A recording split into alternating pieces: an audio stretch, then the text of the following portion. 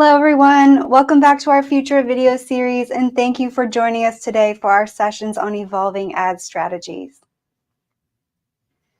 We have an awesome lineup of speakers today and some great research to set the stage for our panel discussion with Fubo, Plex, Trusted Media Brands, and YieldMo, as well as a keynote discussion with Fast Studios. Before we get going, I want to thank our sponsors for making Future of Video possible. So thank you to Audia, Bango, JW Player, and FPT Software. I also want to note that we will again host our in-person Future of Video event in Los Angeles, California, later on in November, and we look forward to seeing all of you there. My name is Sarah Lee, and I am a research analyst here at Parks Associates, and I am so pleased to be kicking off the discussion today.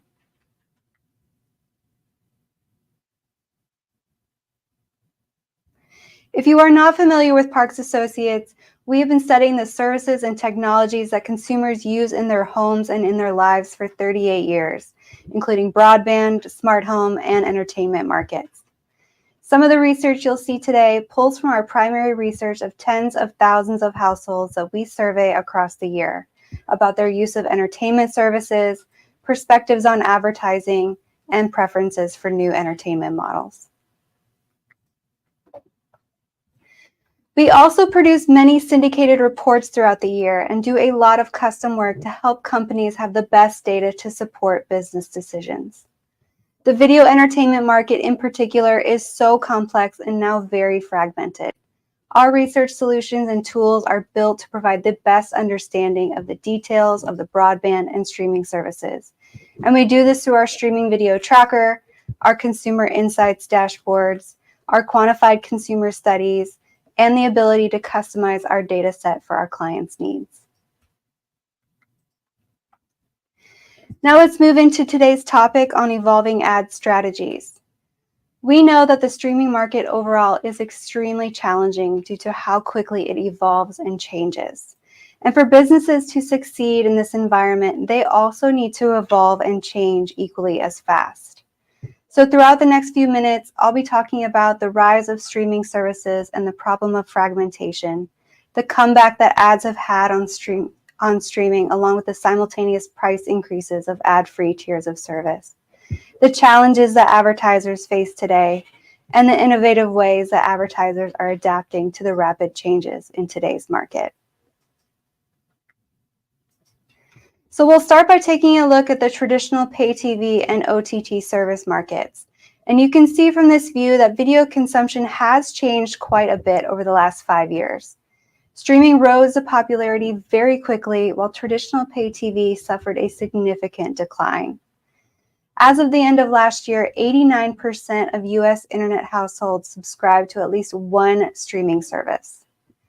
So I think we can safely say that streaming is now the primary mode of video consumption in the US. But while streaming has brought about many advantages over cable, like the absence of contracts and increased consumer choice, it does come with some disadvantages as well. And those include things like the issue with the content being spread out across numerous services, as well as all the numerous bills that we all have to keep track of now. And because streaming is now and has been established in many consumer homes over the last few years, I'd like to reiterate that we are in the next generation of streaming, meaning that we are no longer in the development phase where the primary goal was to drive up subscriptions. Instead, the focus is on driving up subscriptions and profits with interactive and engaging elements during viewing, as well as a renewed emphasis on advertising. Over the past few years, we've seen many services raise prices and crack down on password sharing in an effort to bring in enough money to compensate for the production and technology used to operate these services. But because advertisements are another source of income in addition to subscription fees, the ad-based tiers of these services can stay less expensive to consumers. Today, the average household spends about $80 per month on streaming services, which is about the same amount that most also spend on pay TV services. the rising cost to operate a streaming business is passed down to consumers, who are also facing rising costs of their own. So consumers must continue to see the value of these services if they are to keep spending as much as they are currently. Many households are already changing what services they subscribe to on a regular basis, and many are also moving to an ad-supported tier or fast service to help maximize the content they have access to for the price. As of Q3 2023, 41% of US internet households reported watching a free ad-supported AVOD or FAST service in the past month. And this is up from 31% just 1 year ago. More budget-conscious and ad-tolerant consumers are realizing that they can still get access to the same content but at a cheaper price. And businesses get a boost in revenue, bringing the goal of profitability even closer than before, especially as more consumers choose the ad-based option.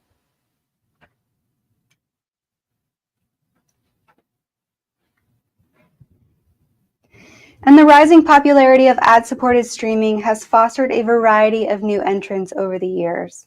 This is just a selection of the options available.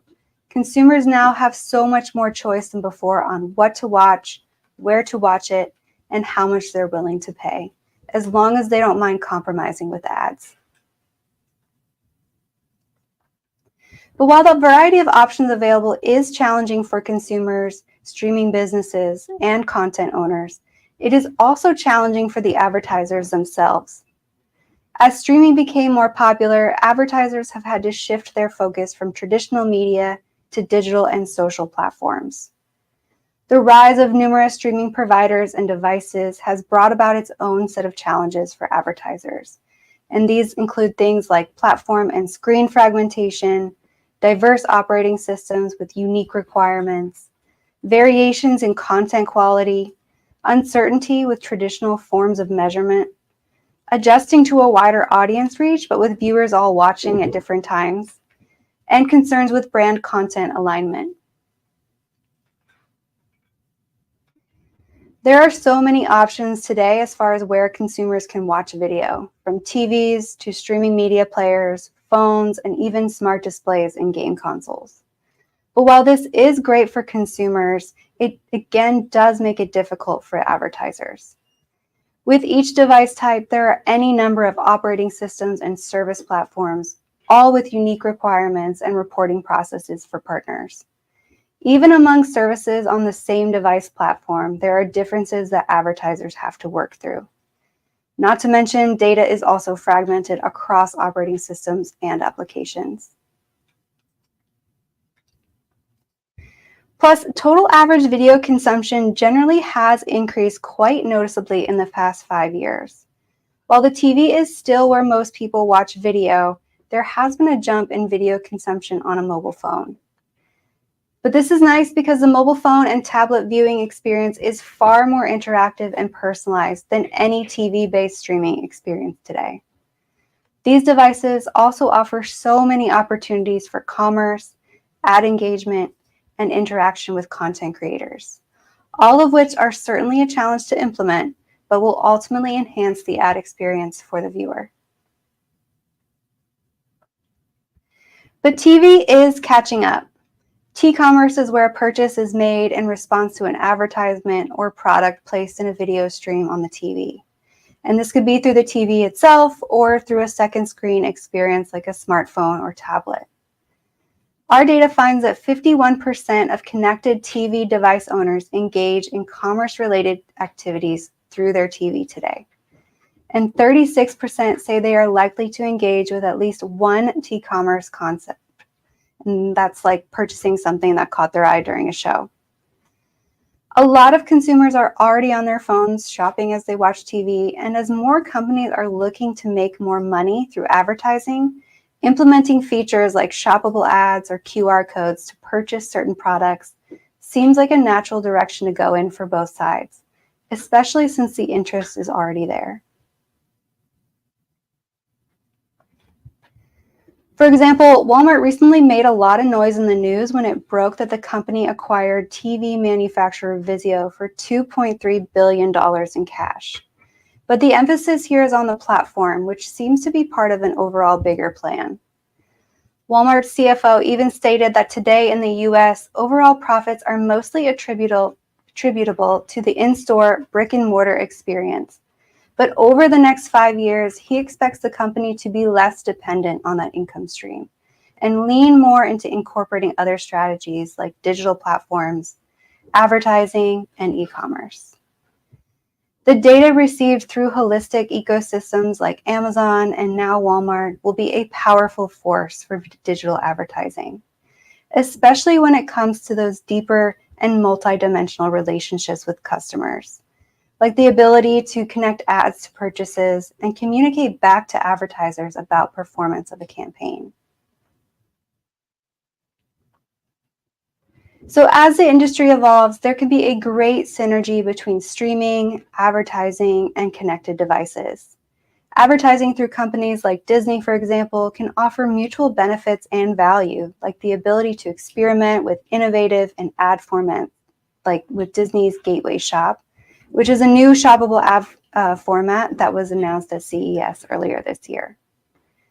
And generally, because of the lower cost of entry of ad-based services, streamers can reach more households, and more households means more eyes on your content and more revenue from the ads, which help offset the expenses of providing that content.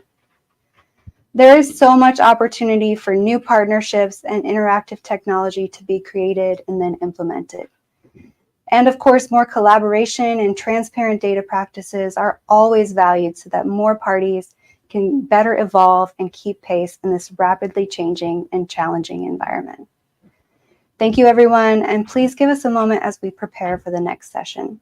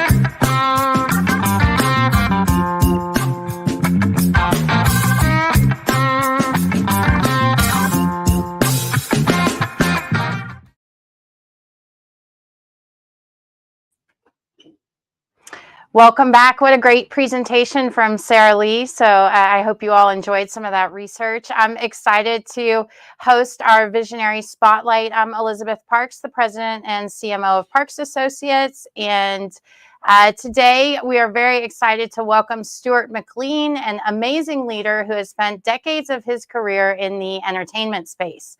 Today, Stuart and I are going to be talking about the evolution of FAST, the metrics and measurements that matter, unifying the experience for advertisers and sponsors. And Stuart is going to share some of his real world experience with us through some of the case studies projects he's worked on. So Stuart, thank you so much for joining us today. I am pleased to have you on stage. If you would go ahead and introduce yourself, the role at the business, and maybe a little bit more about FAST Studios. Great. Thanks, Elizabeth. It's great to see you, and thanks for including me in your discussions today. I'm Stuart McLean. I'm CEO of FAST Studios. We're an independent studio based in Los Angeles and are a channel provider to the Tier 1 OTT and CTV platforms. We started FAST Studios just 3 years ago. Our team here saw the explosion of FAST and the opportunity to create new media brands in the FAST space. So we made the conscious decision to start in sports, since that was fairly underrepresented in FAST at the time, and is now picking up steam, which we're happy to be a part of. We currently operate and own 2 channels. The first is Racing America, which is our partnership with the Race Team Alliance, which is all the NASCAR Cup team owners. And the second is the Women's Sports Network, which is an aggregation of all women's sports, all the professional women's sports leagues on the Women's Sports Channel. So hope you're tuning into those. Great. So thank you so much for joining us. And, we want to start the conversation off just about where we are in terms of the introduction of FAST services, the evolution, and that pickup that we're seeing with consumers really gravitating towards ad-based video services. So in your own words, take us back in time a little bit. Tell us from your view how things have unfolded here. Sure. Well, I think that, the biggest move really happened when the major media companies came in and started acquiring the platforms. So when Fox came in and bought Tubi, Paramount bought Pluto, Comcast bought Sumo, obviously the big media companies were seeing the decline in cable TV and the cord cutting that was happening. So it was, initially a hedge against that to be able to stand up a streaming platform.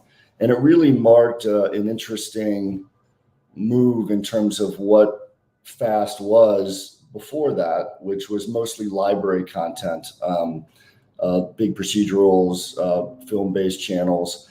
And as the major media companies came in, they obviously started now filling their ecosystem with their products. So all of a sudden the bar got really high, really fast in terms of, the depth of a channel, the size of the channel. Our team here is mostly cable executives. So, we build these as cable networks, although now we call them streaming TV networks. We won't come to market with fewer than 1,000 hours of programming. And, you have to really be at that level now to compete, because you are competing with a channel stack that is, all the major networks that, that we all know and love.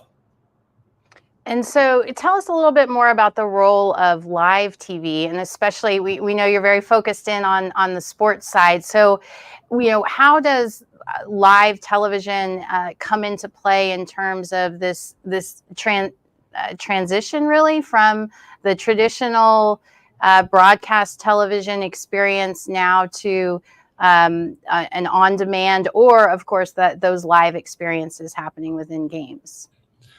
Sure. So we're obviously still seeing that migration to live in the FAST space. You look at the dominance of live sports right now, really driven by the NFL. I think NFL made up, 80% of the top 100 programs last year. And, so live is important. It's still very much dominated by the larger players. Whether that's, Amazon, ESPN Plus. But, in the FAST ecosystem where we live, we happen to do more live than just about anybody. Racing America, 600 hours of live racing a year. Women's Sports Network, 200 plus hours of live.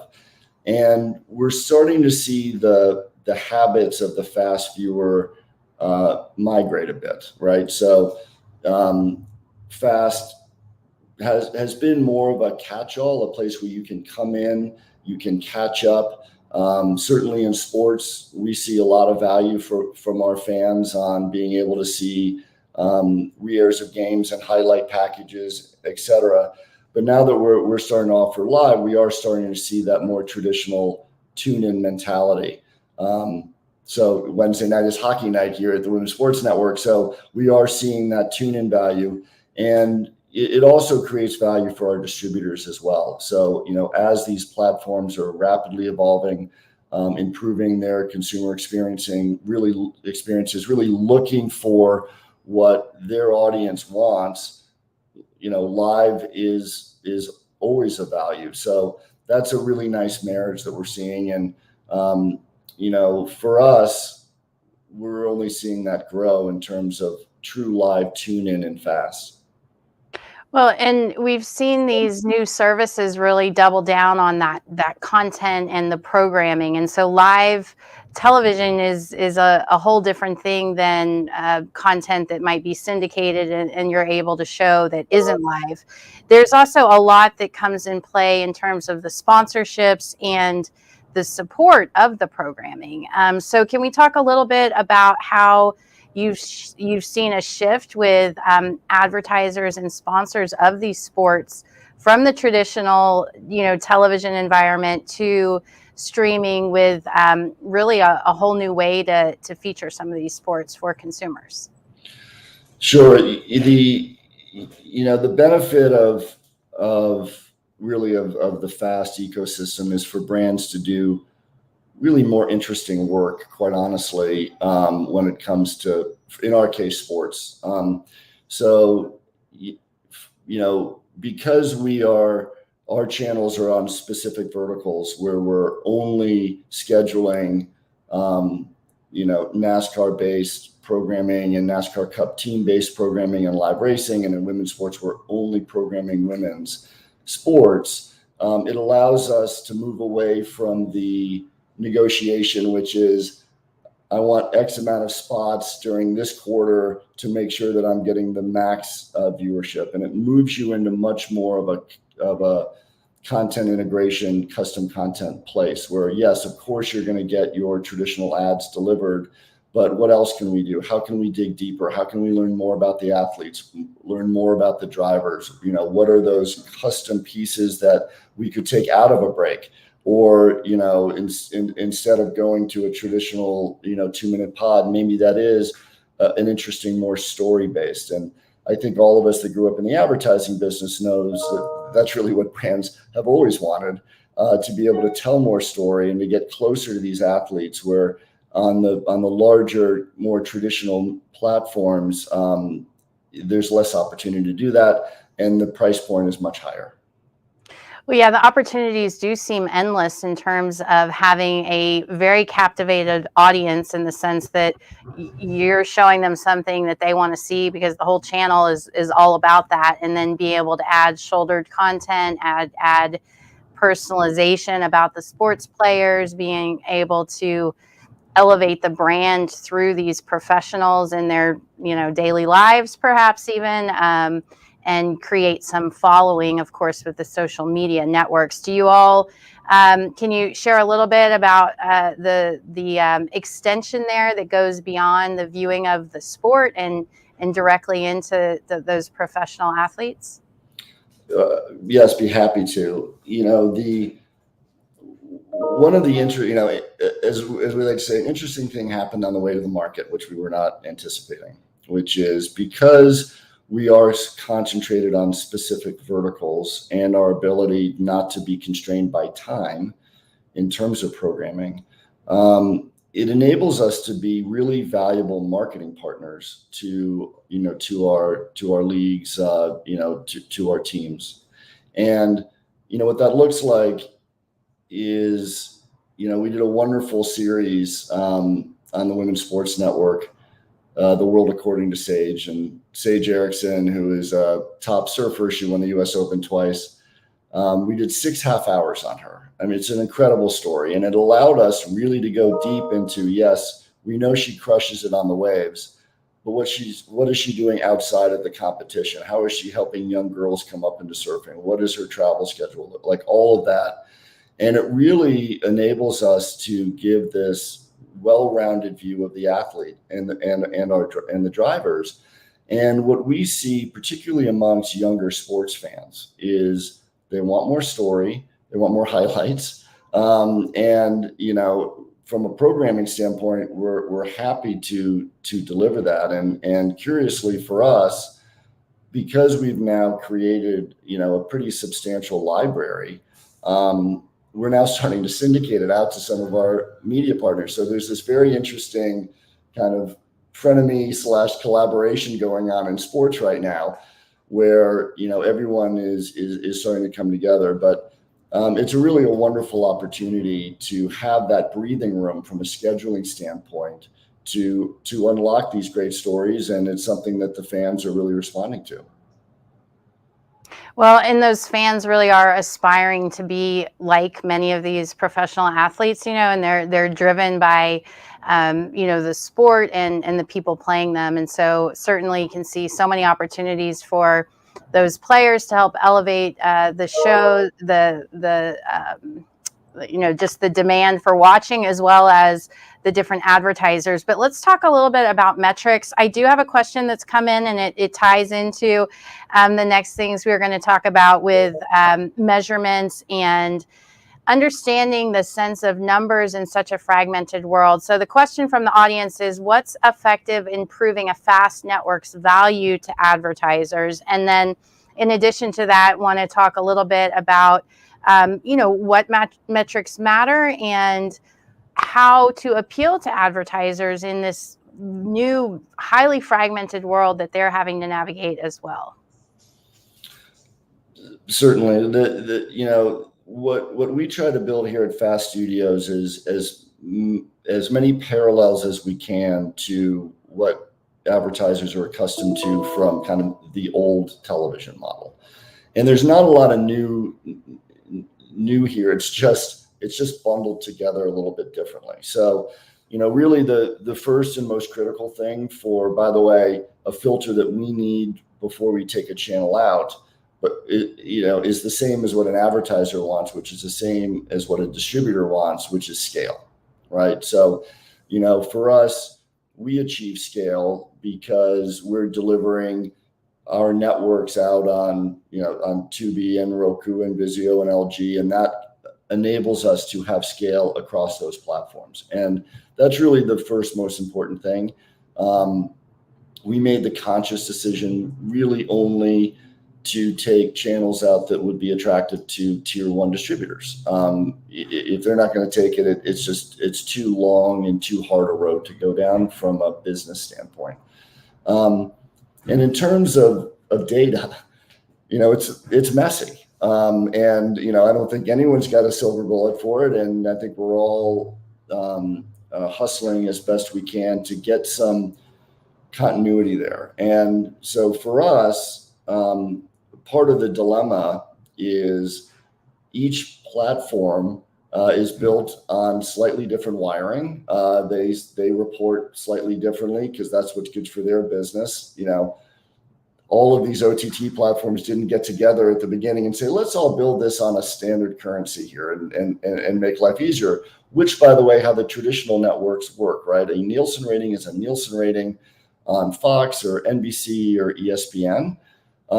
We don't have that luxury in the OTT marketplace. However, the upside is the numbers are a lot more precise because that you've got a viewer there. You see the viewer, you see time spent, all of those great things. And even though our distributors might not report, exactly the same way, it's close enough that we can start to put those packages together. And it's important, obviously, certainly for the advertiser, but also for us, right? So, we want to make sure that, we view viewership down to the individual asset, to the individual show level, so that we can get a feel for what's working, what's not working, what do our fans like. Sometimes, we can't believe they might not like something, but they don't. So we put that aside, and then we bring in more of what is sticking. So I think the good news here is that everybody is aligned in terms of the information we're trying to get, the type of programming that we want, to pay off both the fans and the distributors and the advertisers. So there is that goodwill here that, we are all pushing in the same direction. We would be, no one's got a silver bullet yet. But, to me, that's encouraging that, it is a little messy, but everyone's, heading in the same direction. Everyone knows where the end zone is. So we'll get there. Well, and so that great challenge is in the integration of these different systems, and then the data sets that come along with them, being able to somehow integrate, aggregate information, and then be able to show and prove out that value to the advertiser. And so when you all are pitching the advertisers to come and sponsor your shows, your network, is it hard to convince them to move from some of the traditional places they've done advertising, or can you explain how they are as far as receptive? Do they see this in a new way, because it is so specific and so tailored that it's like, we got this audience here for you, and this is all they want to do, and they're gonna, everybody who comes in is interested in women's sports or NASCAR racing. So can you tell us a little bit more about how that works? Definitely. Our team here does better than most when it comes to sponsorship. And a lot of that is driven by, one, being able to articulate the scale and the delivery of these networks, because really for the media buyers and brands, this is still a relatively new space. And, outside of the larger media deals of a brand, parking with a Disney because they can go into the Disney ecosystem and really see that great efficiency, we're obviously not competing with those deals. However, our ability to go deeper and not only deliver audience at scale, but also do really interesting, integrations and essentially create more assets that not only run on our network, but also run on our sponsors, social. And I think that the easiest parallel, because I was on, I'm relatively new as a publisher. I've only essentially been a publisher for 3 years, but before that, I was a marketing and advertising executive. And I was representing great brands, and I would spend a lot of my time knocking on the door at networks, say, we do this really interesting piece, can we do that? And you'd kind of wind your way around and finally get to a producer who may or may not want you there to begin with. But, because we're born from the fast space, and we, in order to get enough content to have a spine that was big enough to launch a network at scale, we essentially started with a studio that now has distribution. Because, I think on the Women's Sports Network, we produced 500 hours of original programming because there literally wasn't enough women's sports programming to launch a network with. And same thing with Racing America, right? So that for brands is super fun because it's a light lift for us. It's part of how we now do business. And it's something that brands have always wanted. And it allows them a really nice turnkey solution, but you have to be able to prove the value out, not across the larger ecosystem, whether that's on our network, on our YouTube channel, on their YouTube channel, at point of sale for them, if we want to extend down to the store level, right? You have to really be able to understand that because of this massive fragmentation, you need to be able to create marketing programs and content programs that can live in all of these places to make sure that the advertiser is getting as much value as possible. Well, and let's take a minute just to talk a little bit about some of these content rights and in how that worked in the old world, and then what the problems are today in terms of being able to, split up the money, share money that maybe isn't even there, that used to be there.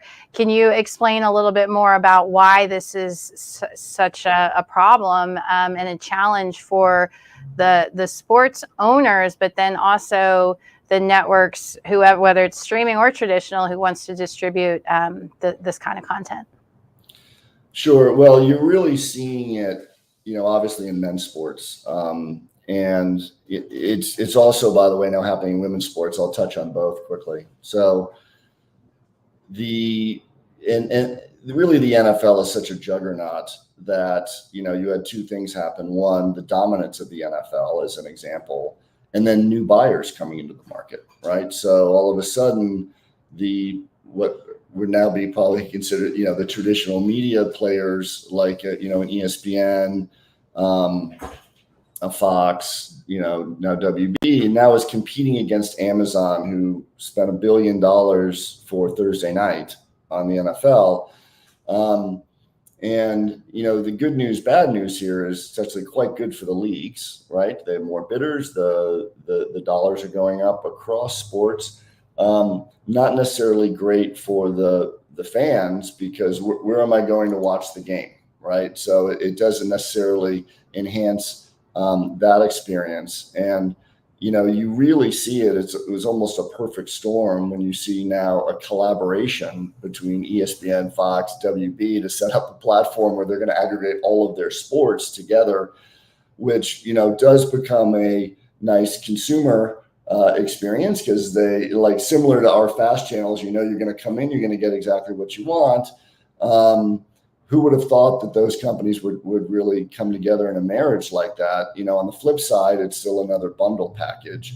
But, that's really being driven by the cord cutting, right? So, the mighty ESPN, and we love ESPN, but, they are now obviously pivoting as, I don't know, I think the forecast next year for cable is about, 55% of Americans. I think 40% of Americans has never even had cable. They don't even know what cable is. So, they're obviously pivoting into streaming and doing a lot of interesting things, including this net new bundle. And when you look at women's sports, it's the same thing. You see it with soccer, right? So we applaud the fact that the NWSL now has 4 big media companies that have all of a sudden, taken that to a whole nother level in terms of dollars and marketing. But once again, am I watching the NWSL on Scripps? Am I watching it on Paramount? Where am I going?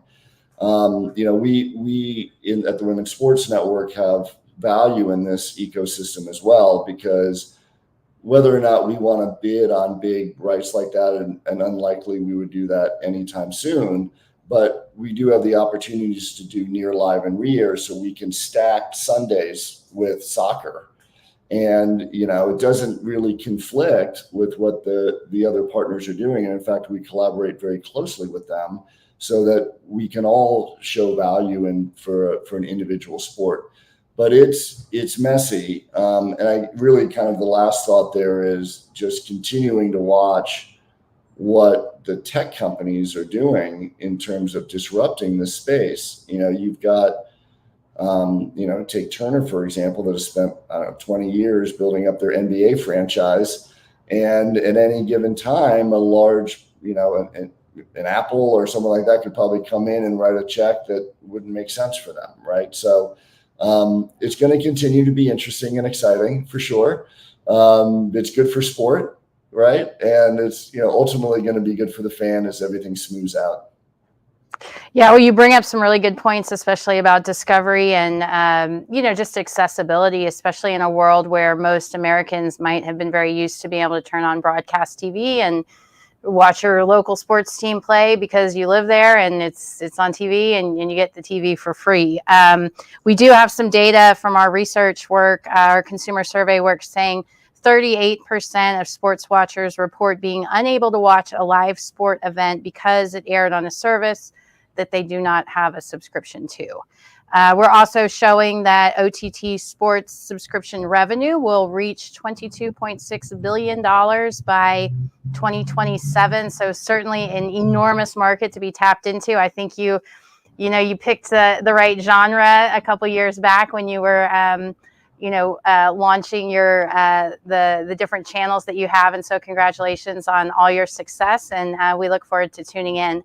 That is going to have to be the last of our comments today. But Stuart, I really appreciate you joining us and sharing, the amazing work that you've done over decades of time in the entertainment industry and now dealing with FAST services. So thank you for joining us today. Thank you for having me, Elizabeth. This was really fun. Great. And if you will bear with us, we will be back in just a second for our interactive panel discussion with Eric Sorensen.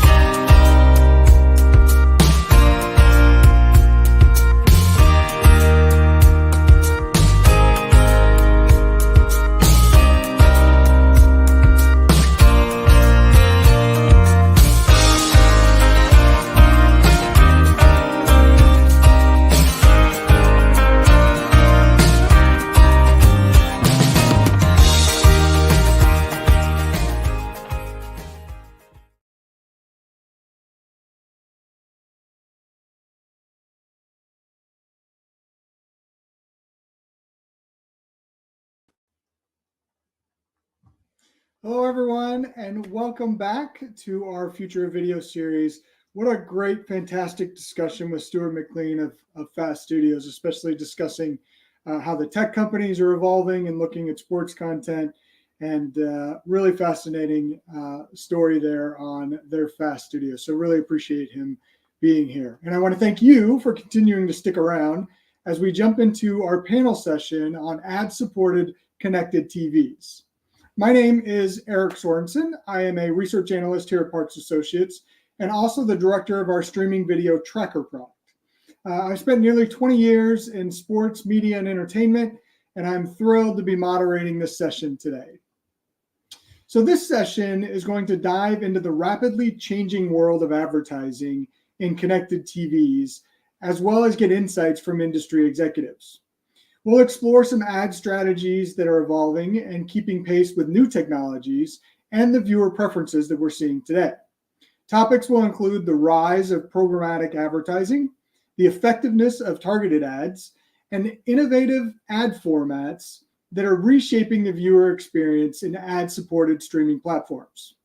We hope to learn from our executive panel today about the challenges and opportunities that these changes present and how they're influencing the future of connected television advertising. So before we introduce the panel, I'd like to present some additional data related to ad-supported streaming and the overall landscape of advertising in television. So today's streamers are seeking a path to profitability. All the services are looking for a way to find new ad revenue streams, not only with mergers and acquisitions, but new tiers of service, including AVOD and premium tiers. But they're also finding new ways of innovating on the ads themselves. So ad-based streaming services, as Sarah mentioned earlier, are the fastest growing business model in streaming. In Q3 2023, 41% reported watching free ad-based streaming services in the prior 30 days. And that's up from 18% in just 5 years. So when it comes to generating additional revenue, AVOD and FAST services are continuing to grow, and nearly all services have an ad-supported tier now. But not only are they starting to deliver on the subscribers, as in the case of Netflix and Disney, but also on the revenue from the advertisers. So in Netflix's third quarter earnings call, Netflix revealed that in countries where the ad-based options are available, about a third sign up to a basic tier with ads. Now, on the other hand, Hulu, which launched in 2008, has always offered an ad-supported option, although in its early days, it was free with limited content. So advertisers have always been at the heart of broadcasting, both traditional pay TV, MVPDs, and now within streaming. But the smart function within televisions is leveraging new advertising opportunities to drive revenue. While ad-based services continue to change the market, the role of interactive ads is also having a huge impact on revenue and engagement. These are new experiences that are beginning to emerge today and are setting the expectations for the video experience. Parks Associates has done extensive consumer research in the growth of a new advertising strategy called T-commerce. T-commerce is TV-based commerce, where a purchase is made in response to an advertisement or product placed in a video stream on the TV. Consumers can buy the goods through an interactive feature on the television or through a second screen app or a mobile or tablet device. So if you're interested in learning more about this research, please let us know in the chat, and we'll be happy to provide you some more details about our T-commerce research. So a total of 88% of all US internet households shop online at least once a month. On average, consumers in internet households are making 6.8 online purchases per month. And when it comes to testing out new T-commerce features on their television, 1/3 of respondents says that they are likely to eventually try out this tested feature. So consumers still have a love-hate relationship with ads and advertisers. 59% of households get annoyed at ad breaks that appear way too often, ad breaks with no ads playing, and ads that repeat too often. So as of now, these are all common occurrences with ad-based streaming, but the experience is continuing to improve over time. So with that, I hope that in this session, we can provide you some insights on the challenges of advertising and streaming, as well as how effective streaming advertising is to the brand and the advertiser. And I hope that our panel can provide some insights on the new technologies such as AI and T-commerce that are shaping the advertising community. So let me introduce our panel and then get into the discussion. For today's discussion, we have Matt Felder, who is the VP of Ad Sales at Fubo. Jill Goldfarb is the Senior Vice President of Streaming TV at Junkin Media. Todd Hay joins us as the VP of Revenue and Engagement from Plex. And Sambit Patnaik is the VP of Product for Connected TV and Video at Yieldmo. So with that, I would like to now bring in Matt. Matt, I think you're with us today. Hi, nice to see you. Hey, Matt, thanks for joining us. I really appreciate you being here. Tell us a little bit about yourself and what Fubo does. Yeah, thanks, Eric. Good afternoon. Well, I'm a vice president of ad sales at Fubo. I'm managing half of the Northeast as well as the West Coast. I've been at Fubo for just under a year after spending 18 years at Scripps, Discovery, and then Warner Brothers Discovery. I've loved the accelerated pace and constant learning in the CTV and streaming space. A little bit about myself. I was born and raised in Los Angeles, but I now live in Westchester County, just north of New York City. I'm excited to be here today representing Fubo. Fubo is a leading sports-first live TV streaming platform. We offer subscribers access to over 55,000 live sporting events annually, as well as leading news and entertainment content. And the platform aggregates over 300 networks. Thanks, Eric. Yeah, thank you. I really appreciate you giving us a little bit of the background. Fubo is a fascinating product, and thinking about its history as well has certainly been interesting to learn about. So we really appreciate you being here and looking forward to hearing more from you. Next on our panel, we have Jill Goldfarb. I think she is here with us as well. Hey, Jill, good to see you. How are you? Nice to see you. Thanks for having me. And thanks to everybody who's listening. Yeah. So tell us what you guys do. So as you said, I'm the SVP of streaming TV, which means I oversee our streaming TV business for Trust. We are now Trusted Media Brands. And for those of you who are not familiar with Trusted Media Brands, we are a community-driven entertainment company with over 250 million consumers worldwide across streaming, TV, social media, web, and print. Our portfolio of brands range from Fail Army and Pet Collective to Reader's Digest, Family Handyman, and Taste of Home. In terms of our streaming business, you can see, I think, the slide that's next to me. We have I run a portfolio of 5 TV channels, mostly distributed across FAST and AVOD. Our 5 channels are Fail Army, Pet Collective, People Are Awesome, Mother Spy, and our newest but fastest growing channel, At Home with Family Handyman, based on the great brand of Family Handyman. We are distributed globally across 30 plus platforms. We have 16 million minutes viewed per month. Our daily average watch times are really sticky.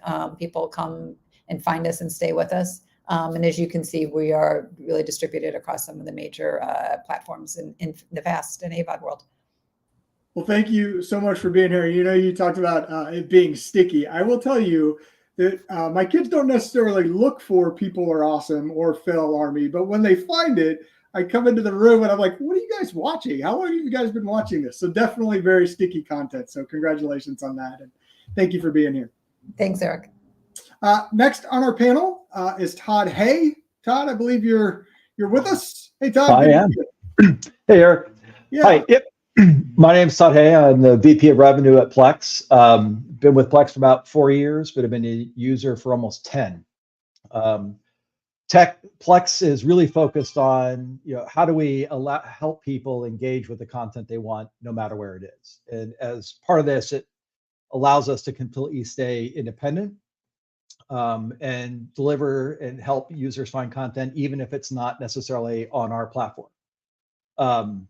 We've seen throughout our history, the users that come to Plex love content. They really engage with that content, are fascinated by curation and sharing and feeding, their opinions out to the world. And what we've learned is while LLMs and recommendation engines are fantastic, the best discovery of content is from your friends and the people you work with. And that's what we're helping to try to drive.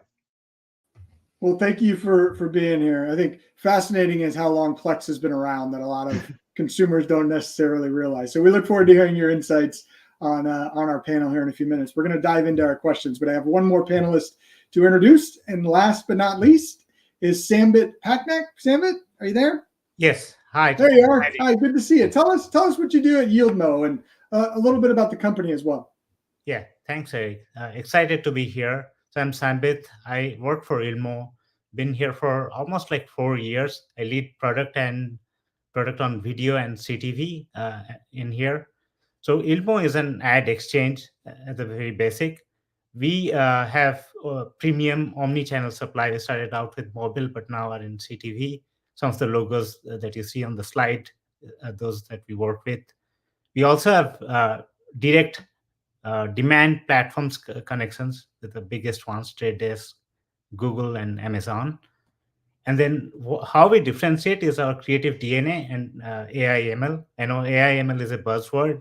We have been investing on that for the last 6 years. It's the more traditional AI instead of generative AI. So predictive AI is what we work on. And what we do is our creatives are, optimized for, based engagement and for best kind of viewability on the with the AI technology that we build. And so we have a massive attention data set that's proprietary that we have built over the last few years. And we do audience targeting using first and third party data. Well, fantastic. Well, thank you for being here. And I think one of the things I want to ask you about maybe later in the discussion, once we can get everybody's thoughts on it, is I was on a panel a couple of weeks ago, and somebody brought up the idea that if somebody is playing pickleball in a movie, when they go to a commercial break, there should be an ad for pickleball. And I'd love to get your thoughts later in the discussion about, how close we are to that when we talk about innovations and AI changing the advertising landscape. But thank you for being here. I'd like to bring all of our panelists now, and maybe we can see all of their faces. Fantastic. And let's dive right into this discussion. So we're talking about advertising. Clearly AVOD and FAST is continuing to grow. One of the most largest used or most adopted services. We mentioned it a few times. 41% of consumers are now using a free ad-supported streaming service within the last 30 days. And so I think there's two pieces to that. Not only is there growth in the use and the adoption of AVOD and FAST, but also what does that mean to the landscape of advertisers? So Matt, I wanted to start with you. And when you think about the current state of the market as it relates to advertising and connected TVs, where are we? What are we looking at? What is the current state right now?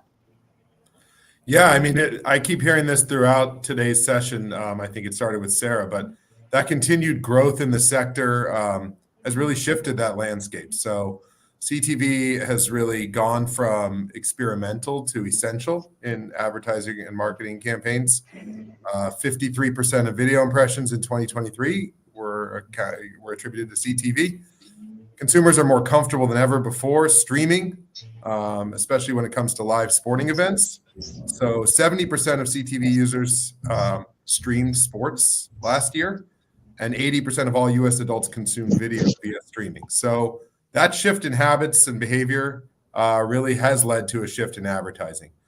It really just comes down to CTV's ability to combine the reach and impact of traditional television that everyone's used to, but with the precision and efficiency of digital advertising. So marketers are better able to understand that return on ad spend and just have a little bit more tracking of where their dollars are going and what they're doing for them. Yeah, and I know from a standpoint of having premier content for Fubo, right? You guys, I mean, sports content drives eyeballs. Everybody knows that across the board. And I know there's a significant opportunity there. But maybe, Todd, from your perspective at Plex, which may not have as much of a library of sports content, or maybe you do, but as it relates to your product and your thoughts, where do we stand right now in terms of advertising and connected TVs? Yeah, I think we've certainly seen a large shift from OTT, OTA, kind of traditional broadcast into the CTV and the streaming market. Watching a lot of advertisers try to figure out how to take advantage of the addressable CTV. The other big shift we're seeing is from into FAST, where we're starting to see our content providers trying to control the IP and deliver a lot of that lean back experience, and advertisers trying to figure out exactly how to take advantage of that. The other big shift I've seen is a push towards programmatic, and that's changing the way advertisers are looking at the world as well. How do they build their audience? How do they drive find their audiences everywhere that they are? And we'll talk, I think we'll talk a little bit about how advertising is done today in terms of the programmatic side, but maybe we can get some thoughts from Jill on, what is the most common ways that advertising is done today. And then I think later in our discussion, we'll talk a little bit about what you guys see as the future and what you hope is the future of how advertising is done. But Jill, your thoughts on how advertising and streaming is done today? Yeah, and look, I think Todd touched on it a little bit, and so it was a good segue. As I mentioned, we are a company of brands. We run 5 streaming channels in our portfolio, but we also have a global ad sales team that sells our channels. For us, it's direct and sponsorships, as well as Todd mentioned, programmatic is always a large part in the FAST and AVOD space. Also, within that, we also have the ability, one thing that we offer, because our brands are located across multiple platforms, is we have the ability to tie in our campaigns across all of our platforms. I think others on the panel can talk a little bit more about how the platforms can sell, but they have the on-screen units as well as banners. And we also work really closely with all of our platform partners on sponsorships and other unique ad opportunities. Well, so Stan, but from your perspective, I think if I understand your work in the company, you guys are a vendor for advertisers, right? Or you guys, how would you describe what you do on a regular basis? Yeah, so we are an exchange, and what we do is we connect publishers, like such as Todd, Matt's company Fubo, and Jill's company TMB, to advertisers. And it's not a direct connections in any way in this buying platforms on the advertiser side, such as the demand side platforms. And on publisher side, they might use an ad server to kind of manage their inventory. And we are kind of, think of us like a stock exchange, more or less, and then we'll facilitate that transaction. We are 100% programmatic, so all that happens in our platform is programmatic. We weren't programmatic when we began, but slowly, as the industry has changed, we are 100% into that.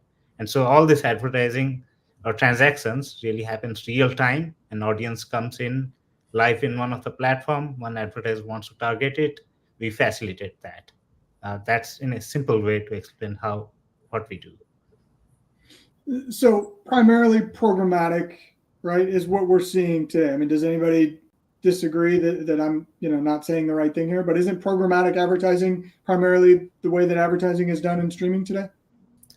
Certainly I'm sorry if you don't mind jumping in. It's certainly what we've seen.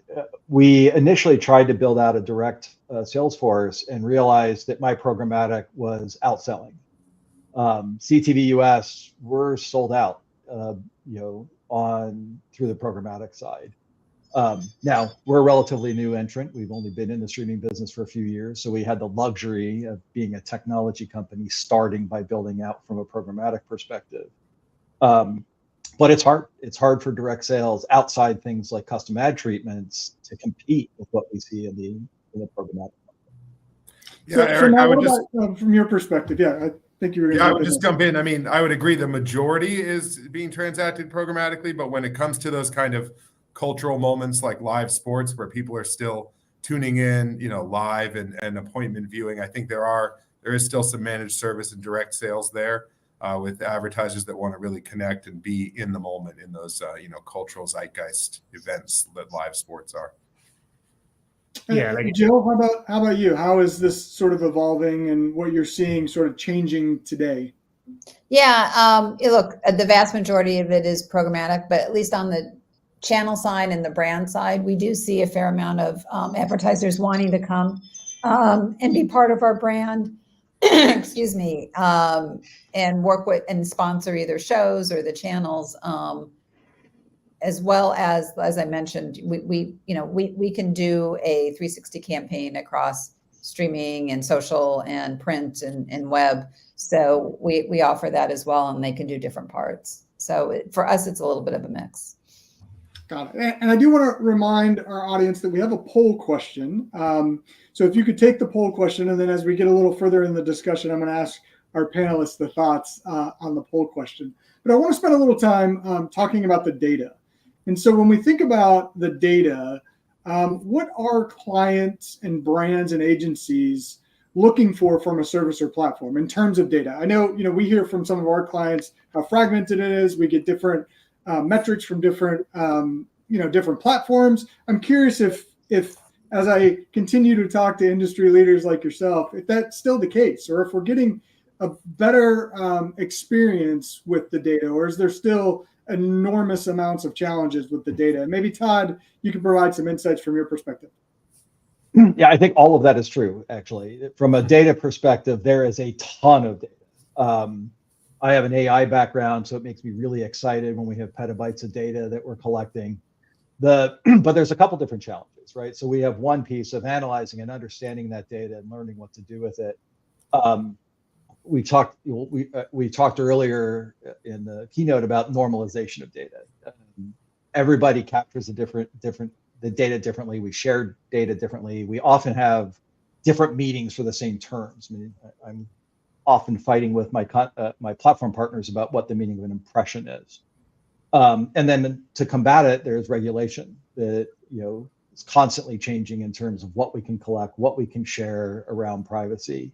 So, I think it's a fascinating time. We have far more ability to understand the performance, not only of our content, but also for advertising. At the same time where there's competing restrictions and competing understandings of what the data means. Anybody else thoughts or comments on the challenges with data or standardization of data points? Yeah, I think just adding on to what Todd says, I mean, the incoming deprecation of third-party cookies, which is largely a web concept, but that's going to impact CTV just because most of the audience segments are created out of those. And as so CTV uses primarily device ID, IP to target, apart from the linear content info, like the channel info or genre or what publisher it is. But that device ID based targeting or IP based targeting, that's gonna get impacted not by privacy regulation, but also by the incoming cookie deprecation by Chrome. So yes, constantly. So Matt, just on that point a little bit, I mean, when advertisers are coming and looking at the data, I mean, what are they saying makes a campaign successful? Like, what's a successful ad campaign to an advertiser or a brand?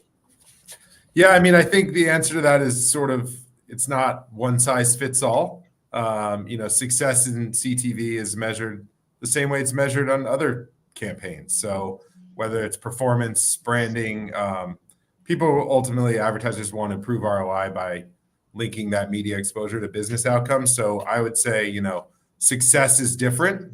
We certainly do see advertisers looking for performance and really optimizing in that way, but we also do see branding when it comes to those large events, and striking that balance between performance and branding, and kind of not every ad needs to tell someone click here to buy. Sometimes there is branding is still important because you can just get so much fatigue when everything is performance. Yeah. So Joe, from your perspective, when advertisers come to you, what are they looking to do? Attached to your brand, attached to your content? I mean, how do you sell across advertisers? Yeah, absolutely. I think what Matt said is 100% right. Our ad team works super closely with our advertisers, and everybody has a different goal in their campaign, whether it's, to Matt's point, performance and brand, and then whether it's, is frequency important? Is less frequency important? Completion rate.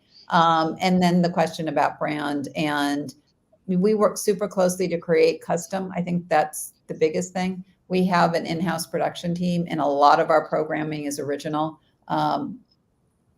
programming that's designed specifically for our TV channels. So we have the ability to work with advertisers and customize their messaging into our programming as well. So that's another way we've worked with advertisers. So I'm seeing we got a question from the audience, and maybe somebody could raise their hand and see if they want to take this. But the question is, how do you balance the need to collect data for advertisers with privacy data security expectations that the consumer has? So I know, clearly, looks like Todd's ready to jump in. It's not like this is a constant debate within my company or something. Right. I wouldn't think so. And in fact, our core audience, is very privacy concerned. So it's been fascinating for us as we've kind of transitioned through this. What we found, and it might be unique to kind of Plex's value proposition, the more we can offer value to the user for the data we're collecting. Obviously, personalization's an obvious one. The better signals that we get, the better we can promote to them. But that's what we're seeing is when a user can engage because it helps their community, it helps drive recommendations, they're more open to that. The other side is, I think part of the advertising industry is shifting back. Everything old is new again to kind of contextual. And the big thing that we talk about is it's not necessarily capturing personal identifiable information or the behavioral of the old world, but it's capturing intent. How do we understand what users want to see, who they want to see it with, where do they want to see it, and then trying to map that to the advertisers, looking for how those intents match to their audience. Anyone else want to jump in on sort of the privacy concerns? Okay, I can move on to the next question that I had here. So it's sort of thinking about brand safety a little bit, right? Each of you are in different facets of the industry, and advertisers, certainly want to attach their brand to the right products and the right content. But how do you think about brand safety and relevance when OTT and streaming services are so fragmented and there's so many different options and choices? Maybe Jill, we'll start with you when you think about brand safety a little bit. How do you guys address it? Yeah, so for us, it's one of our biggest priorities. That starts. We have I'm going to say a 3-step brand safety process that's pretty rigorous. And first, it starts with our brand guidelines themselves and how we think about our brands and the experience we want our viewers to have, and that they're relatable and positive. So that's pretty much the first cut. And then we do a rigorous legal clearance. And then the final step is what we would have called in traditional TV broadcast standards and practices, or standards and practices. We model ours after FCC rules. Some of our platform partners are even stricter than the FCC. So we make sure that we're taking that into all account. And then wherever our programming lives, and whatever platform we're on, we bring that everywhere.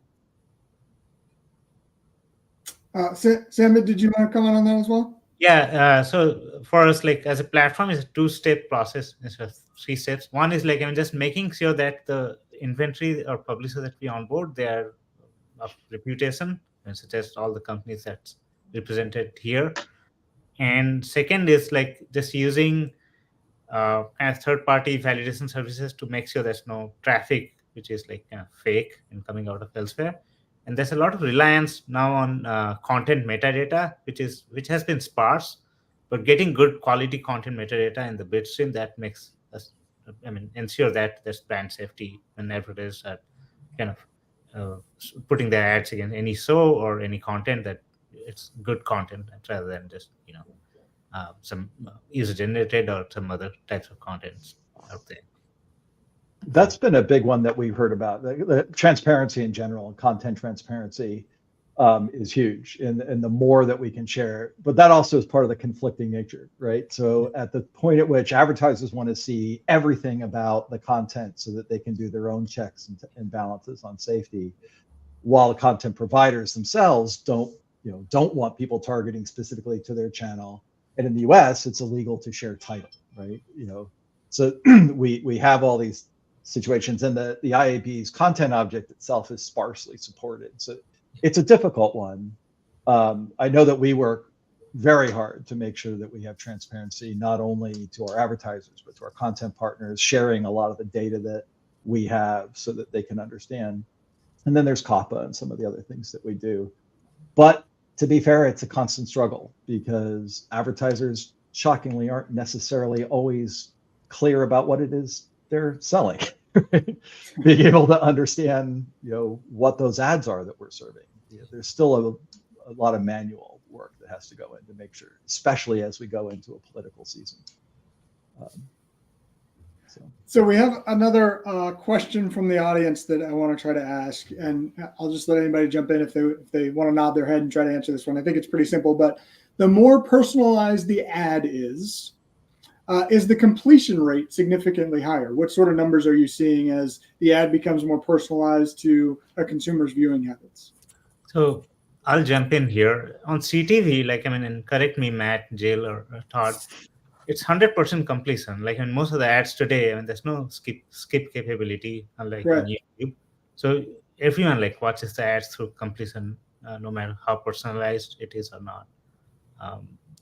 There might come a time where it's skippable in the future, and then that will tell us how kind of relevant the ads were. But today that's not the case. I mean, in the vast majority of like inventory that we transact on. Yeah, is there any platforms, any services that allow you to skip ads? I know Friendly, I think we wrote a report recently that Friendly TV did an update to their VOD system that somehow allows you to still fast forward through the commercials. But is there any platforms out there that, I mean, I know YouTube has changed their algorithms a little bit to not allow that, but is there anything out there that allows consumers to skip commercials that you guys can think of? We've seen some interactive ad partners that isn't necessarily a skip ad functionality, but they'll have capabilities where if you engage in the ad, whether it's a poll or something, that it will drop the rest of the pod. So it might become a single ad pod, which is much higher value. We haven't seen a lot of that in practice. We haven't seen a lot of people buying those ads yet, but they tend to be very high value. So I'd love it if people buy those. But that's all I've seen in the space. The only thing I would add is that, the completion rate is the same. I would say that when you have that personalization, though, you do get more attention and more engagement with the ad when it's being so it's the higher engagement that you're measuring there as the ad becomes more personalized, right? One of the custom ad products we have, we call add to watch list. It's mostly for content providers where we can run a trailer or a video and pop up a button on any of the clients to add to watch list so a user can come back. And when we ran them blanket, we had a relatively low click rate. But as we started targeting them, more from a content personalization engine, we started to see the click-through rate on those go up significantly. And at least on the content side, which I can track, really high value. Somebody who's added something to their watch list is 4 to 7 times more likely to watch that content. So I, of course, get excited as we get into transactional ads that you guys are seeing. Do we start to see that same kind of behavior, whether it's true transactions or even just a register of intent, follow up or second screen responses? Sure. So we did tally up the poll, and I want to give you guys a chance to sort of respond to this a little bit. So our poll question again was, which statement do you agree with the most? I don't know if we can pull that up. Which statement do you agree with the most? The ads I see are not relevant to me. The ads I see are relevant to me. The same ads repeat too many times, and I'm willing to pay more to have ads removed from my content. So that was the poll question, and our results, with a whopping, overwhelming number, 63% of those who have taken our poll, thank you for participating, say the same ads repeats too many times. So our audience that's watching you guys during this discussion feels like they're seeing the same ad too many times. So I guess my question really is, it's twofold. One, if somebody wants to address, how do you prevent that? And then 2, do you feel like that from a platform standpoint or from a content standpoint that is actually the case? Or is it just consumers feeling like, I don't want to watch ads? I can jump in. Sorry, I jump in on No, that's great. It's actually something we battle quite a bit, and we've built a ton of technology to help us really, try to prevent it. Again, it's one of these situations where, at least in the programmatic market, it's been very difficult because identifying that it's the same ad, you've got, especially when we have different DSPs and SSPs, the same creative might be coming through with different tags. Ad domains aren't necessarily being accurately populated. So from a publisher side, it's hard to solve. We need more help on the upstream side to solve it. But we definitely get complaints about it. And we feel like we've reduced it a lot, but it still happens. Yeah, I'll add on to that. I think the real-time nature of programmatic and then the lack of standardization around a creative ID or advertiser ID, which IAB has been working on, I think they're still on it. That's the essential problem, that when an ad comes back from programmatic, is it like a unique advertiser, a new advertiser, or is it the advertiser that was displayed before? That becomes the issue. To manage that, I think there has to be consistency across all the programmatic platforms. And then there's obviously Todd mentioned about direct versus programmatic, how how many times does a direct ad show to a user versus programmatic ad. So that also managing on the ad server side, that's a challenge. Jill, any thoughts on that from your perspective? I mean, I think Todd and Sam hit the basic problem. I mean, obviously on the direct side, we can frequency cap when we have a specific ads that we're placing, obviously. But on the programmatic side, I think they've outlined the challenges. And just to echo, what Todd said, I think it's something that we're all trying to figure out how to make better. I think we're all aware of it, and just trying to figure out as a community, how do we do it better? So we're down to about 8 minutes here, and I would be remiss if I didn't talk about AI, right? We got to talk about AI a little bit and the impact on the advertising community itself. So maybe Matt, we'll start with you and spend a little time talking about the technical advancements that are influencing AI in terms of ads or the immersive experiences that maybe you're seeing, maybe it's on your platform or somebody else's, but just in general, what can we expect from integration of AI into advertising? Yeah, I mean, it's here. It's already happening, but I think it'll continue to evolve. One of the things I think, I mentioned my linear background, and we've always seen like A/B testing of creative, but never before have I seen, hundreds of versions of creative served for that addressable audience. I think as AI emerges in the ad space, it'll just create more custom opportunities for advertisers to connect with their consumers. So we launched a product, AI-generated instant headlines at Fubo that generates contextual news topics while they're live on air. So when you're on the guide, scroll over that program and it tells you what's being talked about. So the viewers can really tune into what they want. I think we'll just see more emergence of AI to help with the customer user experience and connecting with consumers. And then the last thing I would say is I think that AI will help us make advancements in that T-commerce that you talked about, Eric, and how we can, create a better commerce experience in the CTV space beyond the, QR code or the second screens that are there now.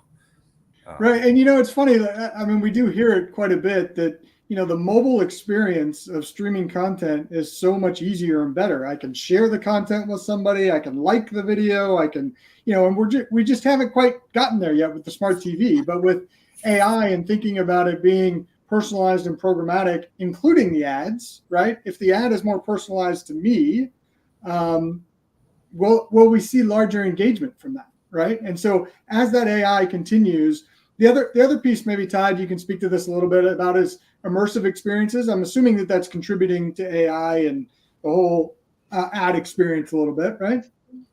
Yeah, well, I think reality is AI touches every single aspect of the business, right? So it's not just the personalization. It's not just how do we bring in different aspects. It's how do we understand our audiences? How do we reach out to our audiences?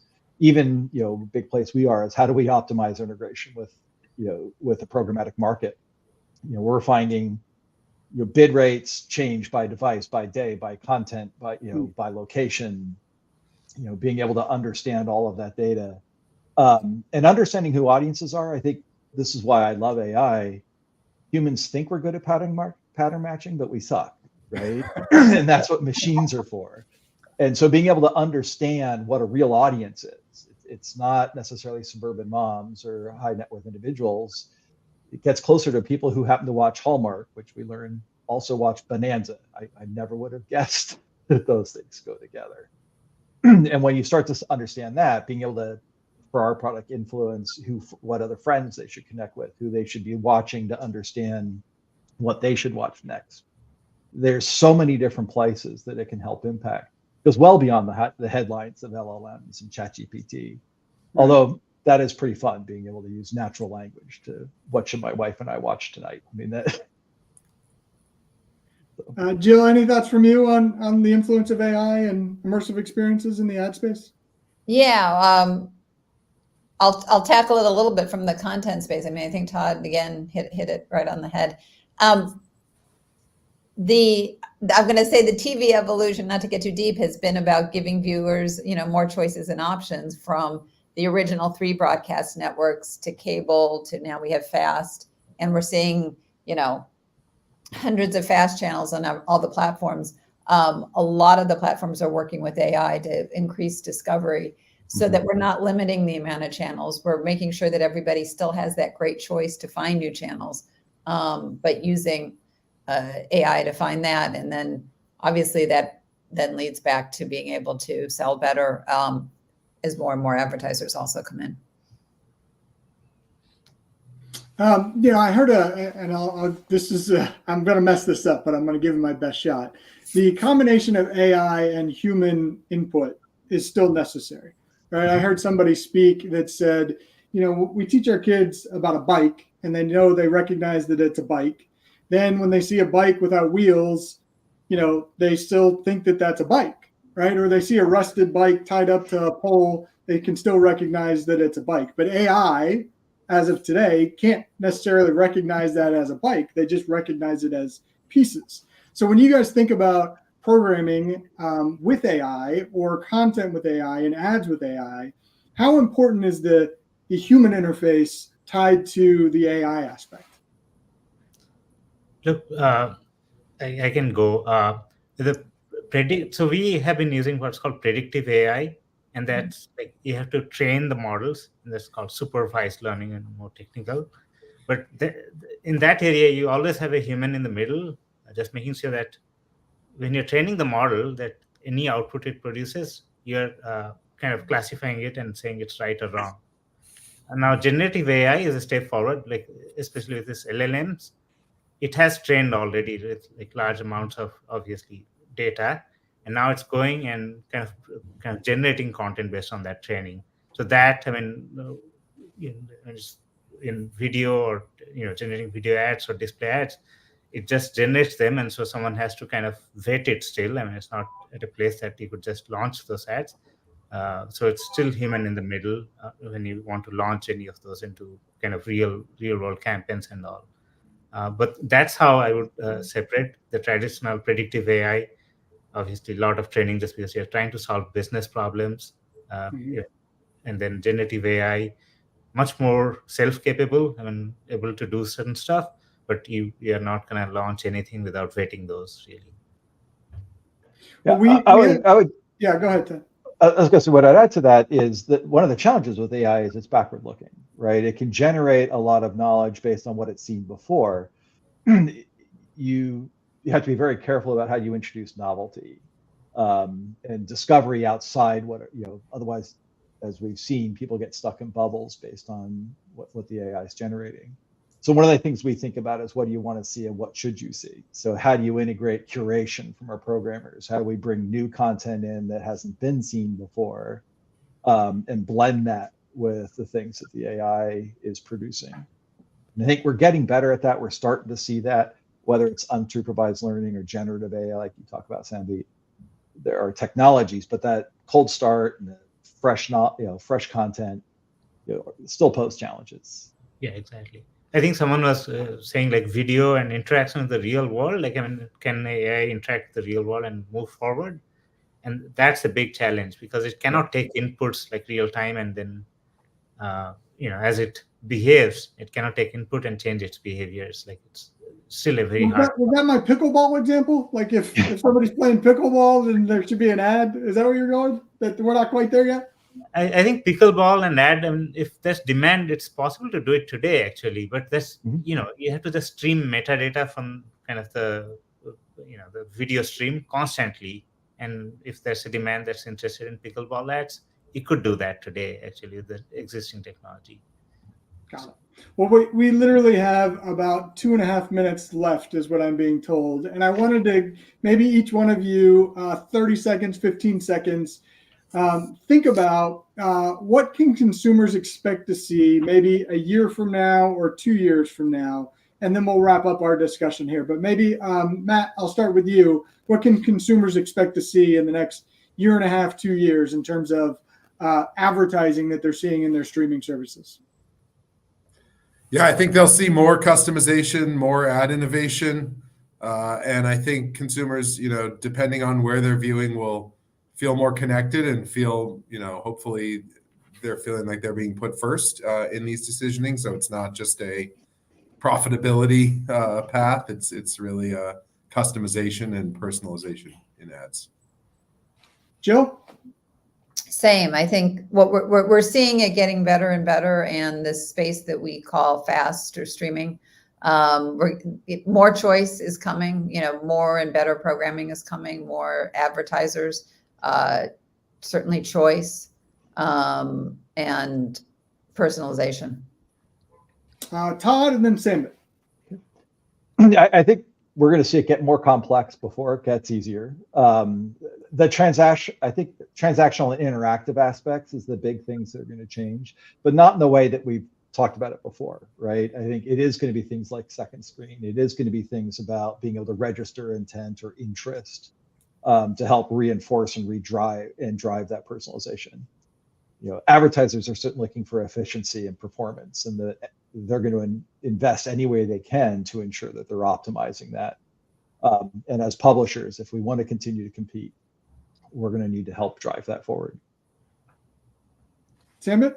Yeah, I think like just adding on the ad experiences that's been out here, like it's linear TV, there's ad break, and there's so many ads in that ad break. That's gonna change, because with connected TV, there's more novel experiences that you can provide the customer without being, impacting their experience that much. I think that's something you're starting to see right now, but you'll see more and more of. Well, that is our time. I'm getting the wrap-up sign here. So I want to thank all of you guys for being here. I think we could have gone probably a whole nother hour. I had 10 more questions that I wanted to ask, but really appreciate you guys all participating in our future video session. Thank you again for being here. And we look forward to seeing you guys next time on our next session. And thank you. Yeah, thank you. Thank you. Bye. And as I mentioned, that is all the time we have for our future video session today on ad-supported TV. I want to thank Sarah and Elizabeth for both of their contributions earlier, and especially our panelists for the great discussion we just had. If you're unfamiliar with our streaming video tracker service, we have a product where we are primarily covering all of the different services, from data from our consumer reports, as well as estimates for different services and monthly active users for specific services. We'd love to have you check that out. There's a QR code right there. You can scan that, and we will be happy to provide you a demo of that service, as well as a free trial if you're interested in that. So thank you to our audience for being here today. If you're interested in any of our custom work, our marketing services from Parks Associates, we offer custom content marketing with sponsorship of white papers, webinars, and we have a podcast all grounded in our Parks Associates data. So please check those things out if you're interested. And just a quick reminder here about our future video series. Our in-person event will take place again in Marina del Rey, November 19th through the 21st this year. And we look forward to seeing all of you guys in person in Marina del Rey for our future video event.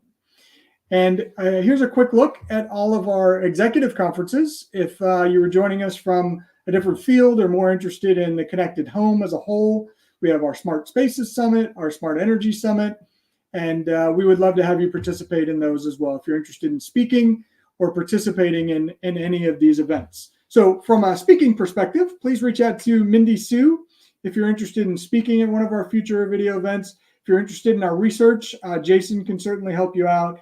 And if you're interested in sponsoring any of our events, Ashton is here to help you with that. So please reach out to us. We are here to help you make good, smart, informed business decisions based on our research. Come back and join us on June 15th for our next future video session on the state of streaming services. We hope you can join us for that. If you'd like to be a speaker for that, again, please reach out to Mindy Sue, and we would love to have you. That is all of my time today, and I want to thank our audience, our panelists, and my coworkers, Elizabeth Parks and Sarah Lee, for being a participant in our future video session today. So thank you all. Enjoy the rest of the afternoon, and have a great day.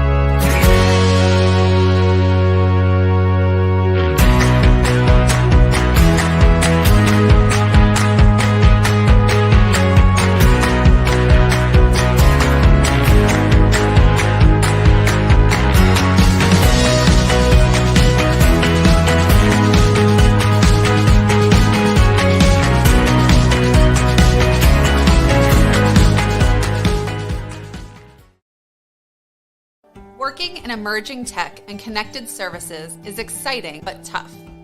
You are working in an innovative, dynamic market with few clear models of success to follow. You need to make decisions more quickly than ever. There's more information and opinions out there from more sources than ever. Staffing is short, resources are constrained. At Parks Associates, it is our mission to serve the industry with evidence-based insights.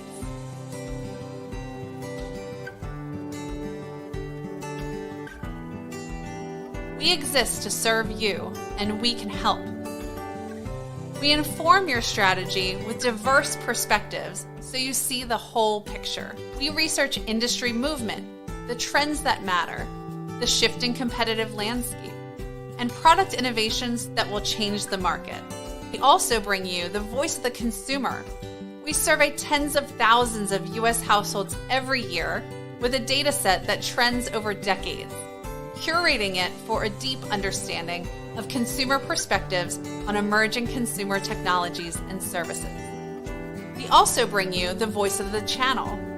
We survey and interview security dealers, small businesses, builders, property managers, and others to understand the channel and business customers' point of view.